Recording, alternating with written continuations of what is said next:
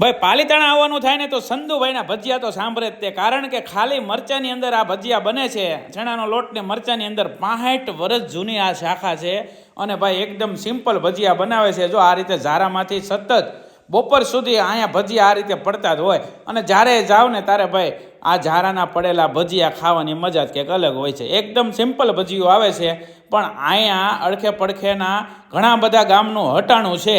પાલીતાણામાં હટાણું કરવા આવે ને એટલે ભાઈ છે ને સંધુભાઈના ભજીયા અને સામે ગોપાલની લચ્છી, આ બેયનું કોમ્બિનેશન લોકોએ બનાવી દીધું છે ભાઈ. અહીંયા આવો ને એટલે તમે ગમે ત્યાંની ડીશમાં જોશો ને ભાઈ તો ભજીયા ગાંઠિયા મિક્સ હશે અને સાથે ગોપાલની લચ્છી હશે. તમે જોઈ શકો છો બધાના ટેબલ ઉપર જો લચ્છીનો ગ્લાસ હશે જ તે.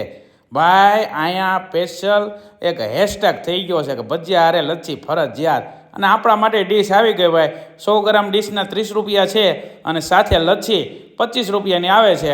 અને આ એટલું ખાઈ લો ને ભાઈ બપોર સુધી તમને ભૂખ ન લાગે હો. અને ટેસ્ટની વાત કરું તો ભાઈ મોજ આવી જાય ને તેવો ટેસ્ટ છે.